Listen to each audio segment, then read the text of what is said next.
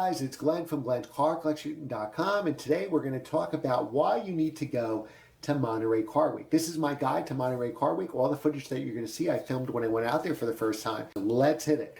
All right, so the first thing you're going to do, and remember to like, share, and subscribe, guys. That really helps me out. First thing you're going to do is you're going to fly either to San Francisco or San Jose. I usually fly into San Francisco, rent a car, drive about 115 miles south, about a 2-hour drive, but a very scenic, beautiful 2-hour drive to the Monterey Peninsula. Now, Car Week doesn't really start till Monday at 4 o'clock, and it goes through Sunday. There are a couple events. It typically takes place the second week of August on the Monterey Peninsula.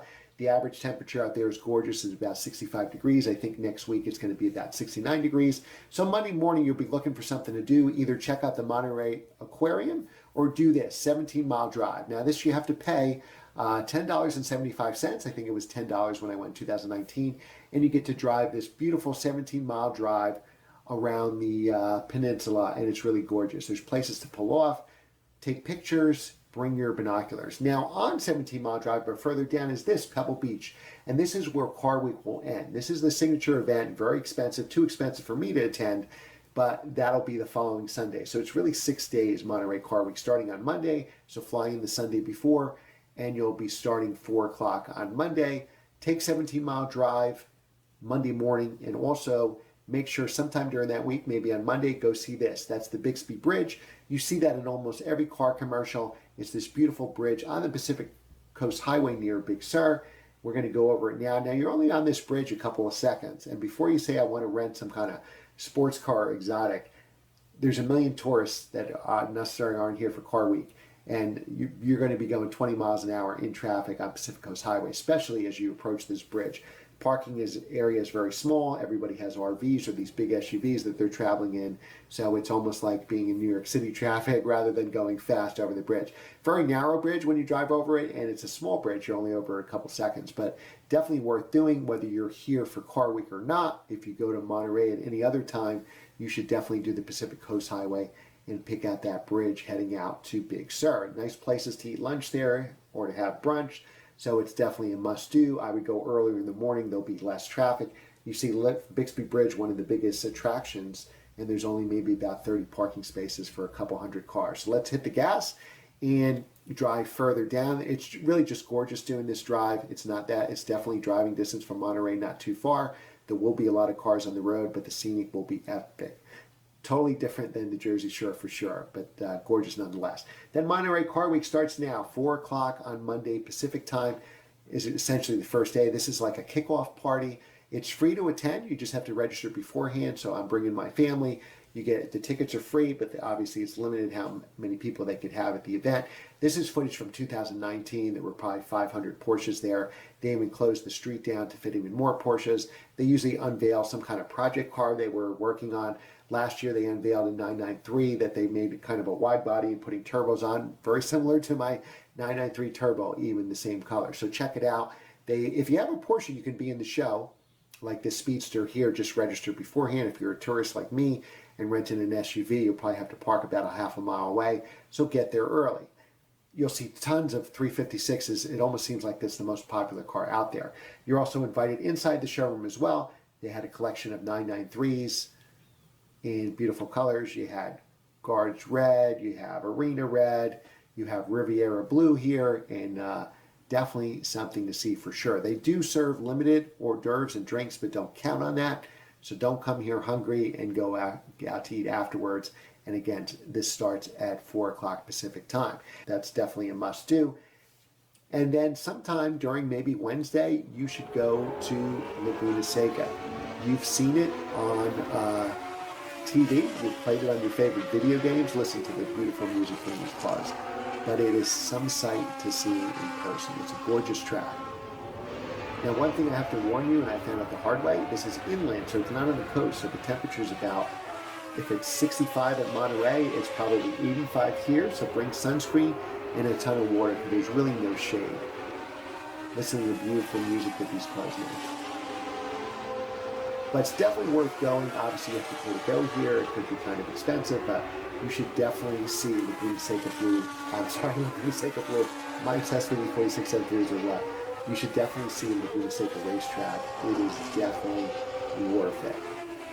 Now, if you go inside, you'll see every car here from modern cars to vintage race cars, and they are really a sight to see. And they also unveil some cars here too. So I saw the new GT 500, which I made a video of last year when they were introducing it. It wasn't for sale yet, and the C8 Corvette was here as well. So I'm sure they debut some stuff later in the week. And I think this week it's not. This year it's not taking place till Saturday. Is one of my favorite shows in the whole thing, and this is Legends of the Autobahn. So it's just German cars. So mainly you're going to see BMWs, Audis, and Mercedes with some Porsches sprinkled in. This is a car from EAG, this Alpine White E39 M5 that was owned, I believe, by a former president of BMW. I met Jason Cammisa at the show. He was interviewing him about this car. Johnny Lieberman was there. You have everything from E30s to E39 M5s, and essentially everything. I saw some really cool RS4 Audis, every AMG you can name. I love this beautiful Imola Red E39 M5. It was really, really stunning. I told the owner I would put it in my video. This is actually footage from 2019, so he had to wait 2 years, but here it is. Now wait for it, wait for it. What else is here besides all these cool cars? Oh, my favorite car ever, the Laguna Seca Blue E46 M3. Now they have really cool cars here, everything from totally stock to resto modded cars. You see these beautiful BMW 850s here with their 12-cylinder engines. Really sight to see in person. Nothing looks like one of these cars. I would love to own one of these cars one day. Gorgeous, gorgeous car, especially in this yellow color. It really, really popped. So Legends of the Autobahn, it takes place in a golf course. This show has grown tremendously over the last couple of years. So they actually have a new location for it this year. Last year, I think, or 2019, it took place on a Thursday or Friday. I believe this year it got moved to Saturday. So it's becoming more of a signature event for German cars. As you know, I had this E3M Coupe with the S54 engine. So obviously they had a really strong showing here with the clown shoes. So this is definitely a must-see. Again, if you like any of those cars, BMW, Audi, Mercedes, AMG, Porsche, this is the show for you. And this was actually my favorite show there because it had cars that you could aspire to, cars that you could afford.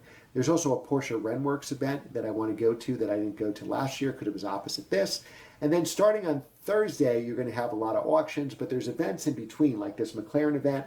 My kids got to meet Bruce McLaren's daughter. They thought that was pretty cool. They had about 30, and remember, this is 2019 when the Senna was first coming out. They had about 30 Sennas that were owners' cars that were here. And then as the week goes on, Thursday you have all the Sotheby's, R&M, Mecum, all those auctions.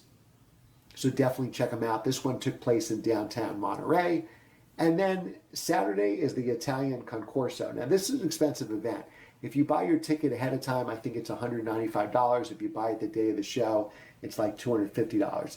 You have every Lamborghini you can imagine. I met Mr. Balboni, the former factory driver. He was very approachable, just standing there. Just had a conversation with him. There's obviously Ferraris here too, all Italian cars, so Alfa Romeo. And it's a sea of red Ferraris or all these colorful Lamborghinis. Now this is a must event. I don't think I'm going to do this event in 2021. It was a great event, but if you go with your family of four, you're dropping about $1,000 to get into this event. If your entire family appreciates it as much as you do, that's fine. What I did is I dropped my family off at the aquarium and I went to the show to film it.